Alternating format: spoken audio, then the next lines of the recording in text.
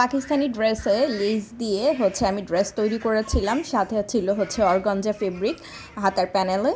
তো সেই ভিডিওটা আপনাদের সাথে পুরোপুরি শেয়ার করা হয়নি, ড্রেসটা মেক করা কমপ্লিট হয়ে গেছে, তাই চিন্তা করলাম আজকে আপনাদের সাথে এই ভিডিওটা শেয়ার করে দিই। Hello everyone, welcome to Arisha's mom cooking and blog. কে কোথা থেকে দেখছেন একটু কমেন্টস করে জানাবেন, আর অবশ্যই আমার ভিডিও ভালো লাগলে লাইক, কমেন্টস অ্যান্ড শেয়ার করতে ভুলবেন না।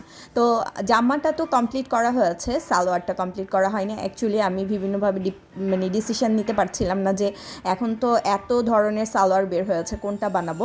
তবে যেহেতু সব ধরনের সালোয়ারে ভালো লাগে না, মানে ডিজাইন বের হলেই হবে না, দেখতে বা পরার পরেও দেখতে ভালো লাগতে হবে।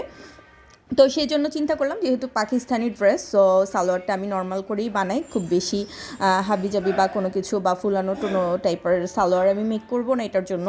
তো সেই জন্য জাস্ট আমি নিচের প্যানেলটা একটু চওড়া দিয়ে দেন লেসটা আমি ড্রেসের সাথে ম্যাচিং করে দিয়ে দিলাম।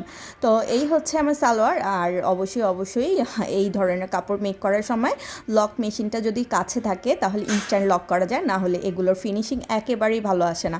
তো এই তো আমার এটা শেষ করা হলে এবার সালোয়ারটা একটু সেলাই আপনাদের সাথে শেয়ার করে নিলাম। তো আমি হাইটা দুইটা সেলাই দিয়ে নিব, এরপরে এটাও পিকু করে নিব। দেন দুই পাশের হাইটা আমি করে নিলাম, পিকু করা কমপ্লিট।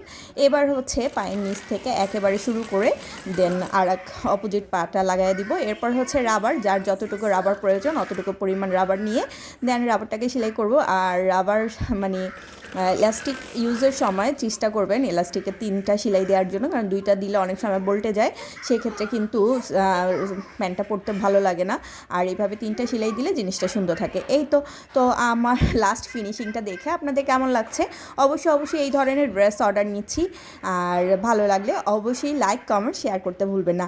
আর যাদের এই ধরনের ড্রেস তৈরি করার ইচ্ছা আছে, যে কম টাকা খরচে এরকম অর্গানজা ফেব্রিক দিয়ে বা বিভিন্ন ধরনের ডিজাইন